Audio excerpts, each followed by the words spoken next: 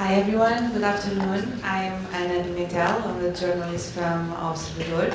I write about startups and digital economy, and I'm here with this great panel to talk about sharing economy and traditional solutions on the tourism sector. And I would like the members to present themselves. Can we start?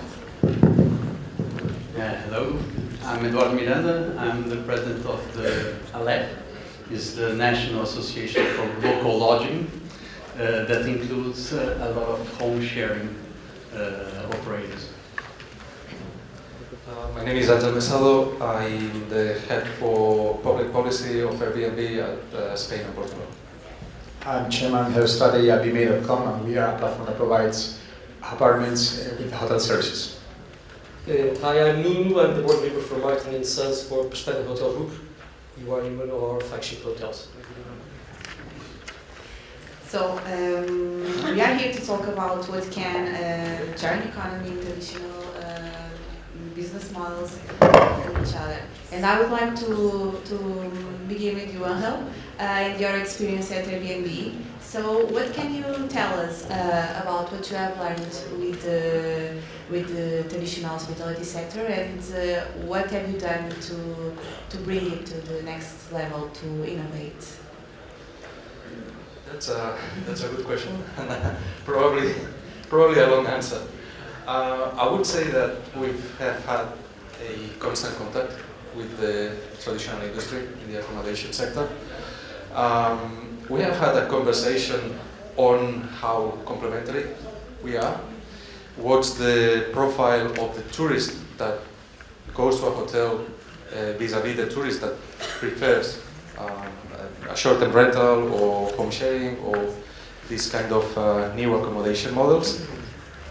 And in general, we reflect together on innovation, because we have also, from our perspective, we have also seen how the traditional sector have been not adapting, but evolving their own business in order to make it more savvy on new technologies and marketing, make evolve their message in order to adapt to the idea of an experience rather than a visit or a traditional tourist visit.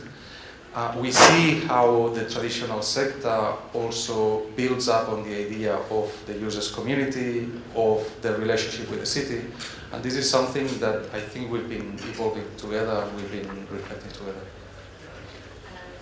What about you at VMate? As if I understood, you kind of joined like apartment rental, right? With services from hotels. So how did you get in here? All right. Well, the way I think I work in a very cool company, perhaps not as big as my colleagues at her company, from Airbnb, but as cool as yours. So we one day we were working for a hotel chain called Roommate Hotels. They are very unique and very innovative. And our president Kike one day realized, damn it, these guys on my right side here are killing us. So are they here to stay, or are they going away in a while? And then we realized that they were going nowhere but to grow. So we thought, like, even though we are a hotel chain, what can we do to fight them? Could we join them, or could we try to improve the experience, or at least to go after a niche that they are not using Airbnb? So coming from a hotel chain, we founded bme.com. What we do is something very, very simple but cool at the same time. We provide unique apartments in the best part of town, only in very high-class cities, with hotel services. So we are mixing the best of a hotel with the best of a home. Say, for example, you are relaxing with your family and kids in a home in Madrid, and you feel like having a sandwich, or you feel like going to the Lion King show, you click it and you get it done. As simple as that. Okay, thank you. Nuno.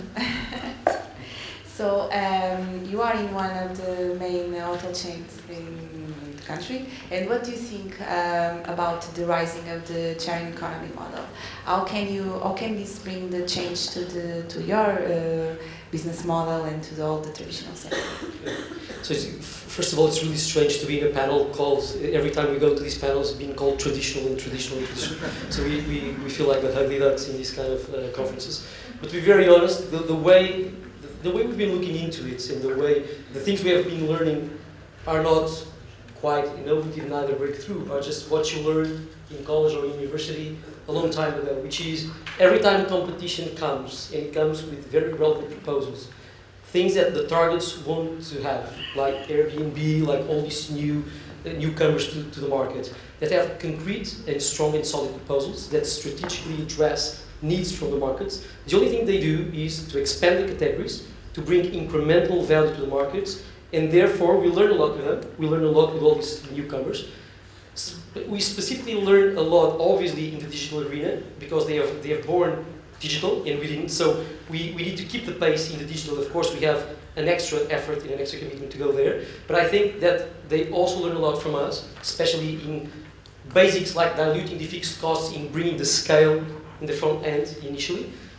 So basically, in a nutshell, what we've learned is that all these of course, you always have, in all these newcomers, you have the relevant proposals and the ones that are trash, but assuming that we are talking just about the relevant ones, we have been learning that by looking concretely at these proposals, the balance between the incremental value and the levels of cannibalization usually are profitable for the industry, for the sector, and for the locations. So we are quite happy for all these newcomers to bring this new excitement to the hospitality category that we were needing a lot. So. Eduardo, you lead one of the association that that unites the local housing, right? So what is your vision on this? What do you think? How does this sharing economy has changed the way people do business? Okay. Well, as representing an association, I have the right to be boring, but I believe here we have to look at the other side. It's not the offer that defines the change of the market, but the need of the consumer. So what we have to look is what is changing in the people that are traveling. And I see two big trends here that are a little bit getting confused in all this speech, conceptual speech, the question of the industry itself. And the two big trends that I see is, one is a need for a local touch. That means that travelers, some way, they want to be close to the local reality, to the local people. There is I would say, extreme part of this, that is the pure home sharing, people that receive other people inside their home, in the room, and they have a very intensive contact. So this is the purest of the local contact need. And there is another trend that is, with all these changes in economic, in the cost of traveling, made it much easier for groups and families to travel to city breaks. It usually was destined only to beach. We spend 1 or 2 months together with the family, and everybody rented a house somewhere in the summer. But now it's getting also to the cities. Why? Because it's quite easy to get together. For example, this is an important segment that is growing, that is getting together friends and groups. And then the apartment it's a different offer because it allows them to live together. In fact, they don't want essentially to go to Lisbon. Lisbon is an attractive place, or Porto, or whatever. They want to be together. And that's a difference. And I think that's a new market that is coming up. And in the middle, you have people that want to try this and have a little bit of the local taste. So that's the kind of mix, and that's, I think, where hotels also will have to look for. Is this a question of another kind of accommodation they need because they want to get together? Is it the local touch they need? Is there something in the midterm where we can play also? Because this area of alojamento local, we call local lodging, naturally was born very close to this kind of answer. So they didn't make a strategy for that. They just simply naturally answer for this need. So you think that this is a trend, like tutors, you nowadays like to be close to the city, to the people that live in the city, and that can be maybe a way to work for you guys from the sharing economy and from traditional sector. Sorry, but can be a way to work together. Do you think that combining these kind of two different business models in the future can improve the industry. So I believe, I mean, I will take one of the last studies produced by the Spanish Federation of Short-Term Rentals.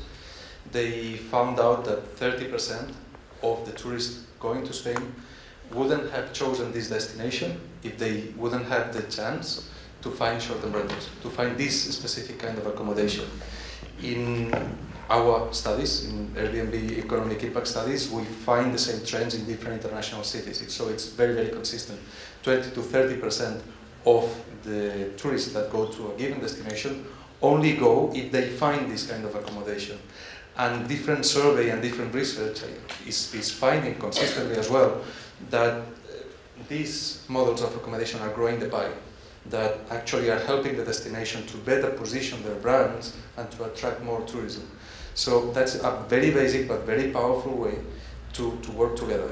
And that's the basic learning that we can complement each other, because there are different kinds of tourists and different kinds of services.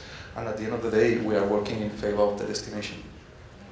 No, I don't agree. I think you're touching the point I was referring myself to previously, which is category expansion. So if you take a look to the graphics, in every location has been expanding the way it's attracting customers and tourists, precisely because people do have different needs, and we are addressing different needs of people at the biggest chunk of the pie who probably never come to these destinations if they will not have different alternatives. Which means again that in fact, for us as a traditional sector, if you want to call it like that, for us, it's been good. It's in fact been good, especially because a long time ago, probably the Ritz Four Seasons target would never be a McDonald's target, to give a stupid example.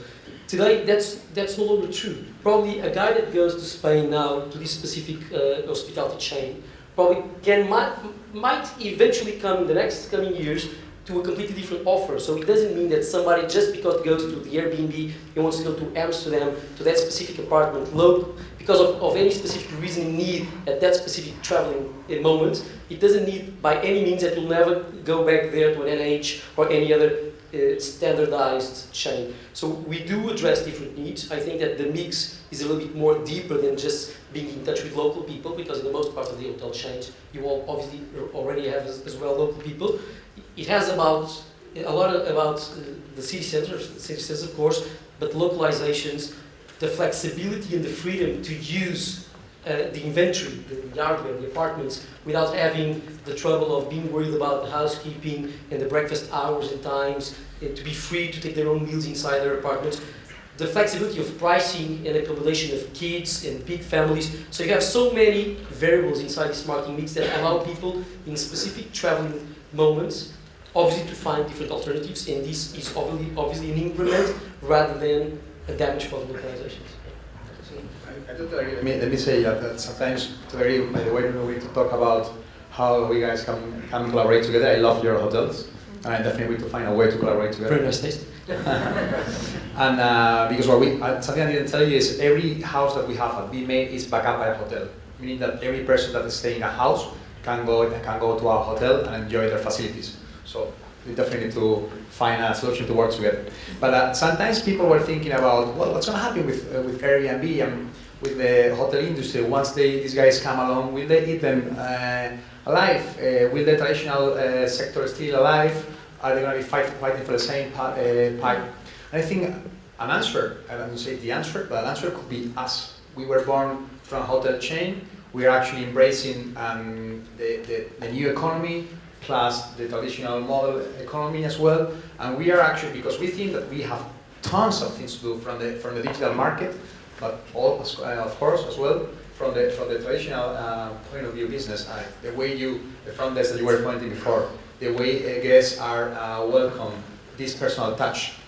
Human cannot be replaced, and digital economy makes things scalable, and it works fine. But sometimes a combination of both is what makes things unique, and that's what we're trying to do. I think there's room for more than everybody here right now. Eduardo, you want to say anything? No, I think mainly this is all possible, these new trends, because of technology. As you said, the heart of this new trend has to do with people.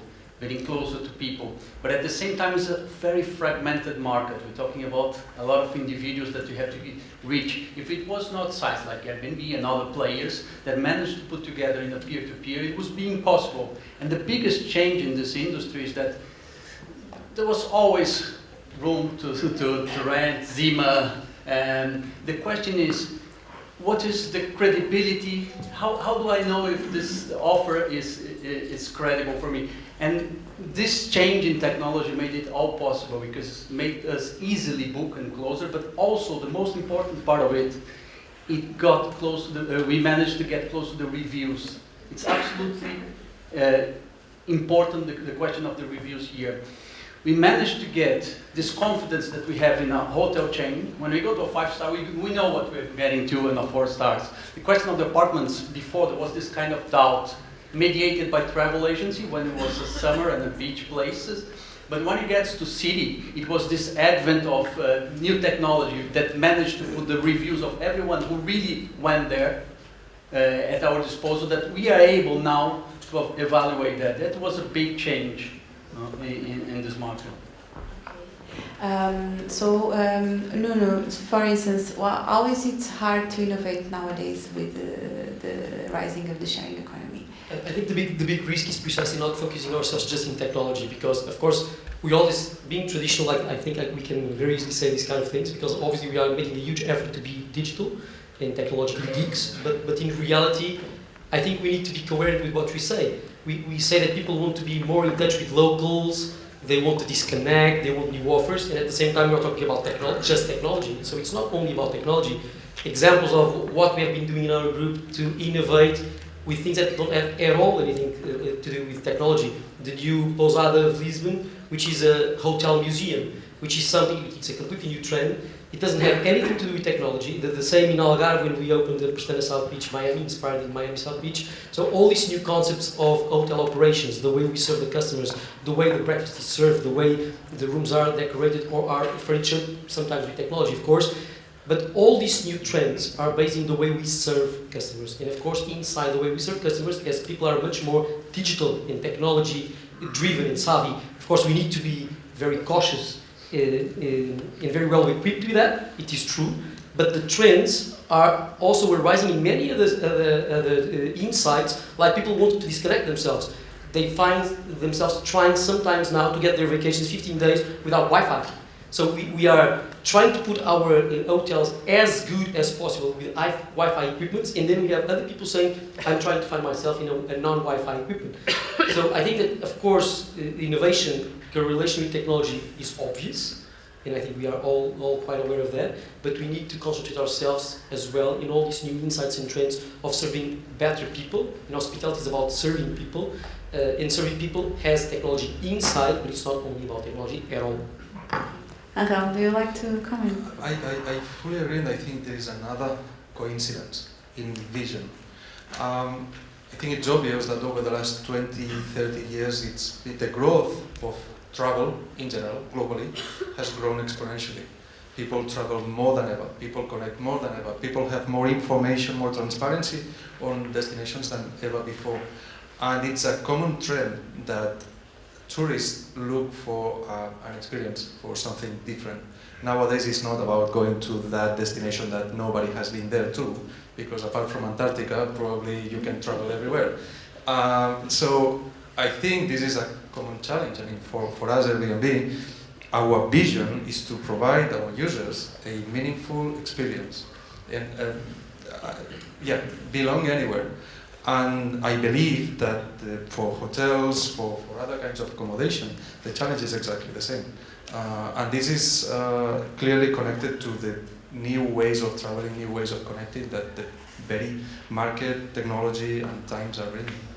Especially because the way we need to technology is precisely to enable people to have better and more profound experiences. So it's not about being the experience itself or replacer, it is to allow the consumer journey and the experience to be more easy, more comfortable, but it's an enabler and not an end of itself. Our edges at BMA, for example, we are a tech company, but our edges has nothing to do with technology. what we provide, for example, say, who of you goes to, I don't know, abroad, and do you guys use Wi-Fi? Do you guys use internet when you are abroad? Yes, right? So perhaps if you go to your hotel, you will get free Wi-Fi. Or what happens when you are actually walking down the street in, I don't know, London? Then you don't have Wi-Fi there. So what we did is we provide a little device that allows you to use internet wherever you are, plus a few more people, just because that's what you're looking for. What we are trying to do is not trying to come up with a technology that provides everything that you guys need. It's to provide your needs. Perhaps it's based on technology, perhaps might be, to make things bookable in a second. Perhaps it's having someone to welcome you when you are arriving to one of our apartments, or perhaps it's having the peace of mind that if you want to have a sandwich, you can get it in a second. I think, and I think you guys are doing the same. It's not about putting technology in place first, but it's about trying to solve people's needs. Sometimes it's based on technology, sometimes it's based on the human touch. Eduardo, do you agree? Yes. First of all, I agree with what you said. Would be calling hotels traditional would be an offense because you are at the top of the service. The question here is also hospitality, and that's what I think alojamento local and home sharing is bringing, is the hospitality, the personal touch. In terms of growing, the difficult part here is that when you are renting a place, in a unique place, and you have this personal touch, you manage to get this extra experience. The great problem here is if you try to grow that, you're going to lose the ability to give this personal touch after 8, 10, or 15, or 12. So there is a middle market that is interested in accommodation and some touch. So that is where technology could help, but not solve the problem. I give a small example. Every time someone comes in, we did a check-in and said, okay, this is the best place to eat, this is the best. We don't get any commission about that. And that's what people like, because this is real hospitality. We do it for generosity. But then my wife had this fabulous idea of putting it together in a guide. I mean, we repeat every time. Let's put it in a guide so we can explain a little bit better. What happens is that nobody looked at it because that's not anymore a tip. That's not something of a local touch. It looks like, and that's the most important thing, for example, for a project in this area is how do I manage to give this personal touch, but without taking out this feeling that is personal. And the problem of technology is that it helps a lot, but there is a limit. If you don't have this personal touch, it loses the experience that you are looking for. So maybe the challenge is in the between, like and what other challenge does the tourism sector faces nowadays? No. I think it's precisely that, but I think we should not again mix up concepts of traditional hospitality. And again, I used to talk about that because I was coming from consumer goods, so I've been in the hospitality sector for 2 years now. I think it's a mistake to think that the traditional, what we call the traditional hospitality, doesn't have the personal touch or is absolutely standardized. It's not true. Hospitality has been worried for the last decades in trying precisely to introduce this humanity, this personal touch, and to allow people not to feel as just the room 412 when you go to the room service. So again, hospitality, and specifically the Pastel Hotel Group, has been very worried in the last years in trying to introduce tailor-made experiences to allow guests when they arrive to the Pastana Palace, for instance, not to feel themselves just like the 100 guests. Okay, so I do not think and I do not believe that the current difference between the business models and the different challenges across Airbnb, local hospitality, standard hotel chains have necessarily just have to do with having more or less personal touch, because we have a lot of hotels like the Pousadas in Portugal, very small amount of rooms, 20 rooms with local people.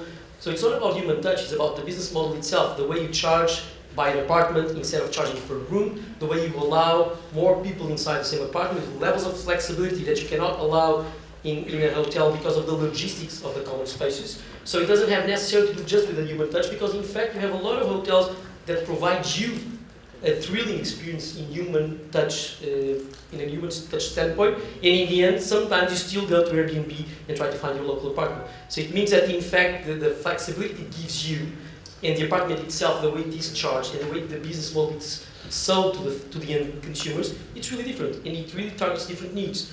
but it doesn't have necessarily to do with these urban myths that in the traditional sector you will find less human touch than you would find in a local apartment, especially because a lot of the apartments sold by Airbnb don't even have anyone inside. You just get the key and you get inside yourself. So what about the human touch there? You don't have the human touch necessarily.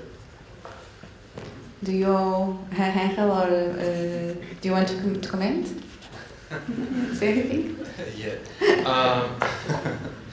Basically, what the tool promotes is this personal touch, is this meaningful relationship, is this peer-to-peer relationship, and I think we basically get it.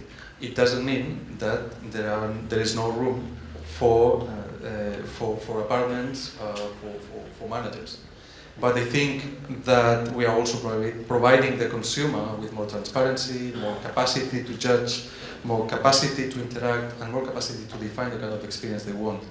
So again, we see the technological tool as a tool for transparency, a tool for the different accommodation players can adapt, the community can adapt, and in the medium run, the very city, the very ecosystem can adapt to what the traveler actually wants. Yeah, our trend is, I think it's a combination of both, but our friend from Airbnb before said that around 30% of the people, if I was not mistaken, were using an apartment rather than a hotel. The challenge that we have is we want to have 100% of the people are using apartments, and I don't mean, I'm not stupid, I'm not saying that nobody will use a hotel anymore. What I'm saying is, actually what I'm saying all the time, that there is a specific product for a specific need. So for example, me, when I'm traveling with my wife and kids, which I don't have by the way, I perhaps will use an apartment. But if I'm coming to London, to Lisbon only for one night, and I want to have everything being taken care of, I may choose a hotel, which I did, and it was fabulous by the way. So what we're trying to, there are some people right now that are saying like, I am allowed to be in an apartment, in a hostel, in a hotel. Why don't we do it the other way around? Why don't we provide everything with the same guarantees and so on? So depending on your needs, not on your profile and who you are, you may choose an apartment, a hotel, a hostel, whatever you feel like, whenever it's more prepared for you. That's our main challenge. Sometimes we forget how interchangeable are the very tourists. I mean, one single person, depending on their needs, depending on their age and the situation, family situation, they can go for different moments at different times. So it's not static. It will be evolving, and I mean the right place to be is just connecting everyone, meeting the needs of the consumer, and the very models will evolve. And there is one thing here. Portugal strategically tried to create an ambient that was a stable ambient for all this kind of diversity, home sharing, vacation rentals, in a frame, fiscal and legal frame. And that's very important. It could be a very important strategic advantage for Portugal. Because it's that what you said, if you can offer different accommodation for different situations, it's not only for different people, because people can, as he told me, last week we were in the Congress of Airbnb. Of course, I stayed in an apartment. There was no other option. But 1 year ago, I went to the Vacation Rental Management Association Congress. It was in a hotel. Just, I want to be in the hotel with everybody networking. When I go with my family, I want to be in a house together with a big living. So this is the kind of strategy. Instead of fighting each other, if we manage to create a stable and credible ambient for everyone who is coming to be safe in all kind of places, strategically Portugal would be able to have an enormous advantage here, where other markets are still fighting in the basic industry level. If I may, I think Portugal and the Portuguese government have been very clever in positioning this country as an innovative tourist destination. I'm sure that it's giving Portugal a comparative advantage with other markets, and honestly, it was a really clever measure. I would like to add that we are, for example, right now in 7 cities. We are expanding to 20 more cities in the upcoming months, and I was discussing this yesterday during dinner. And we have, one of the challenges that we have, and I believe you will agree with me, is legislation, or rules, and right now it's a pain in the neck. So when looking at Lisbon regulation, it's the best one we have in Europe. It's completely transparent, very clear. very easy actually to, if you want to be legal, there is no excuse to be illegal. We in Madrid, for example, we are based in Madrid. There is a lot of limitation regarding hotels and the apartment industry, with a lot of unfair rules and so on. But in Lisbon, and we have been analyzing over 30, not only in Europe but also in the States, is the result. It's very, very, very simple to follow. Just a final question, because we are running out of time. Sharing economy to the traditional sector, sorry, is it an ally or an enemy? And for you guys, how do you see the hotels, an ally or an enemy, and why? I think I've answered before. It's obviously an ally. Everything that can help us expanding the category and expanding the sector itself, it's always an ally. First of all, I think we told everything already, and secondly, that you can never expect from a Pastana Hotel Group. I think in Portugal it's quite important for us to tell you this, because we are the market leaders. We will never cope with any kind of extra legislations or extra rules to avoid these kind of phenomena to arise. We are completely obsessed by consumers. What drives consumers? What are their needs? Why do they want to be attracted to Lisbon, to Algarve, to Madeira, or to any other city in the world? Because we don't have only hotels in Portugal. So we are obsessed by consumer needs. So if the consumer needs currently are about sometimes apartments, sometimes hotels, sometimes human touch, sometimes standardized, whatever it is, we want to follow them all, and we want to be able to address the ones where we have strategic and strong capabilities and competitive advantages. So for us, it's clearly an ally, and we will always help not only the associations, the local associations, the governments, the tourism boards, etc., locally speaking, to address these needs and to make sure that the localizations are stronger and more attractive to consumers. And that's the basic concern, nothing more than that. To us, they're definitely allies. I mean, we came from a hotel chain, in fact, so you can see how aligned we are. Here's my card. This is not mine, by the way. It's mine. Because we definitely need to work together in the future. This card? Of course, he had for free when he comes to stay. I was still thinking I'm going to give him mine. But it's definitely the way to grow. We don't say it's the only way to grow, but it's a very reasonable way to grow. And the way we see coming along our business and growing our business is by having more hotel chains joining us. Actually, we are reviewing some agreements with hotel chains along the world to grow side by side with them. So they're definitely our allies, even though we have some people who hate us for the hotel industry and they might see us enemies. I think they are absolutely wrong. I have Chema's card from a long time ago. So definitely the hotels must be our allies.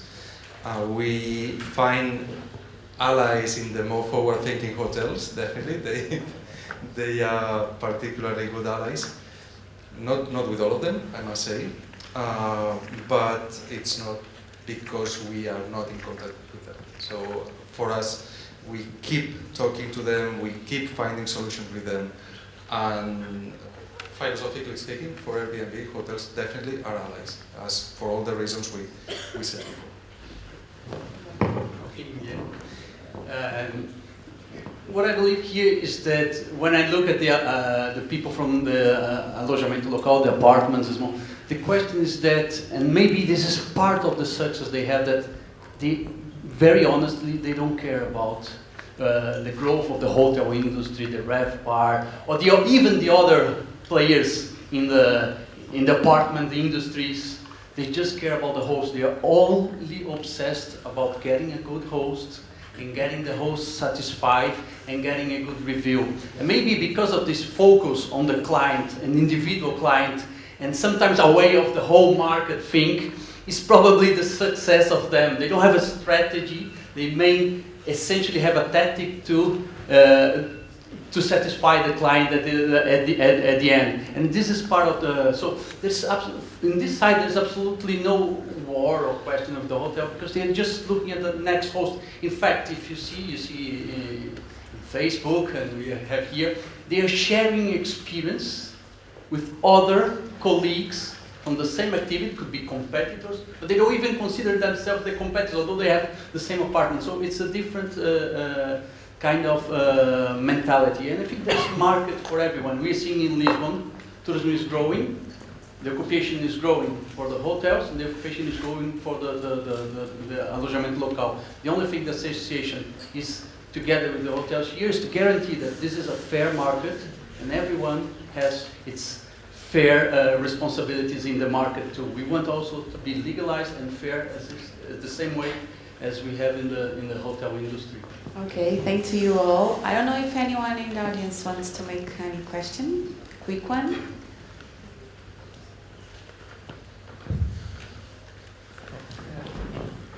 Very much. Well, I think Nuno has explained very well that there is no more traditional sector because we have a lot of hotels, splendid hotels prepared to the new offer. Okay, even for the millennials in Lisbon. When you said that it's very easy in Portugal, in Lisbon, it's not only in Lisbon, it's all Portugal. The framework, legal framework is the same in all country. It's high liberal and it's very easy. In fact, with the problems of carrying capacity we have in Lisbon and Oporto now. When you said it's a personal touch, we know that a lot of agencies, it's more and more professionalized. There is no human touch. And sometimes we have agencies who are running more than 40 apartments, 50 apartments and 60 apartments. So local touch and human touch is we have to discuss this. But I have to ask Angel Messado one thing that I remarked in our statistics. It has to be, well, we know when we have an apartment, we have to register that in the local authorities, I mean tourism authorities and fiscal authorities. And when we went to the Airbnb in Lisbon, we have 4,800 properties in Lisbon registered, and we have in our site more than 10,000 properties. How do you explain that? Is it illegal apartments there are illegal apartments you are selling in your website or not? The context we have to consider is first one activity that was taking place before the new regulations. The technological tool as a tool for transparency. It's useful that we know that this is happening. We have to acknowledge that useful, clear, well-adapted regulations help the host to comply and register. And then what we want to see from these users is to definitely comply with local regulations. Any Airbnb host, when they sign up with the web, they commit themselves to comply with local regulations. And we as a platform proactively inform about the local regulations and definitely remind them to comply with them. But it's a combination of clear, fair regulations, also in a dynamic context. So definitely we have to make sure that all these people register. And definitely from the platform, we will encourage any tool to educate, to let the community know that they have to comply with their commitments. Can I just, of course. Okay. We are just now in a roadshow explaining to the property owners and the people that are renting a place short term the question of regulations and the need of legalization. The main question here is that there is a big lack of information yet, because these are private people, they are not businessmen yet. And we're seeing a lot of people that didn't know exactly what to do. And there is a part of this market that is not legalized, and we have to say it clearly. And a lot small ones, the very small ones, the ones that have only 1 room or 2 rooms, because the home frame was very good because it's quite simple, it's true. The registration is quite simple to do, but there is a lot of obligation and compliance after you register. Things that we are just noticing now. But when we're talking about this, a huge amount of fiscal obligations that 90% of the small business are not, for example, intra-community relatories that you have to give. Something that small business never do that, but a small owner with 1 room has to do with that. So what we're trying to see is for these small ones that are not even the main, I would say, they don't have an apartment, they have a room, mostly them, they are having difficulty to legalize themselves, because if they do that, it's going to be not viable. For example, the water cost now, it's 5 times. So there is this small fragile market that may be responsible for quite a reasonable amount of the not legalized. So if we manage maybe to make it easier just for them, I'm not saying that the other ones that play a little bit more professionally, as you say, they should comply with everything, they can have accountants, but the small ones, they have to be helped a little bit to be, because it's good for everyone, it's good for the community, for the hotels, for us to know who is actually going there and who is legal. And these are very practical things that we are trying to explain. Sometimes a very small thing avoids them to getting legal.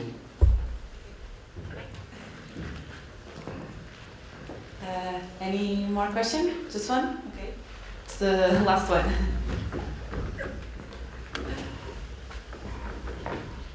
My name is Jasper Cavallo. Thank you very much for a great panel. It's not easy to make it interesting, but it was tense and personal and transparent. I really like that. Congratulations also to you, Anna, for doing that. My question is a little bit different. I would like to hear, now that we have you on stage, to hear how do you have daily interaction with startups, and how do you want to use it in the future?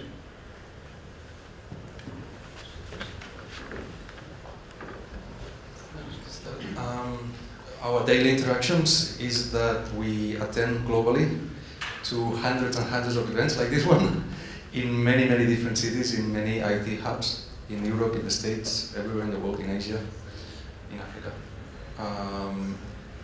Culturally, I said this morning, and I will reiterate, it's our DNA. We are a startup.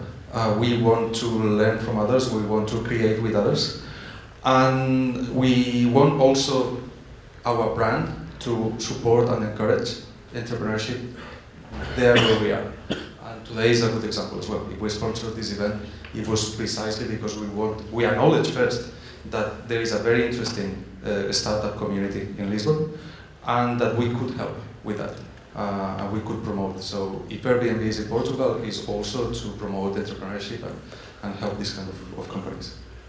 Well, the same was apparently, I would eventually seem like I'm contradicting myself, but I'm not. I said previously that obviously innovation in hospitality is not only about technology, but we at the traditional sector, we do have the humbleness to understand that where we can learn the most is about technology, because it was not where we were born. So obviously the will and the commitment we do have in current startups to learn more and more and more, specifically in the digital and technological play field, it's huge. One of the good examples is we are here today. We have been establishing a partnership with BTI. And every day, I think almost every day or every week, it pops up someone from new startups and technologically driven startups, specifically targeting the travel industry, because it was one of the obvious sectors most affected in its business models with technology. That every week comes somebody showing us things, trying to very enthusiastically trying to show us the new trends in technology, and trying to gather our enthusiasm as well in these new startups and businesses. So we are very open to that. We always get everyone inside the boat to see if things in fact do add any added value to our business. So we have a very open mind to everything that shows up, and obviously we assess most part of the things that are proposed to us. Okay, thank you all for. I hope you have enjoyed this panel, and see you again.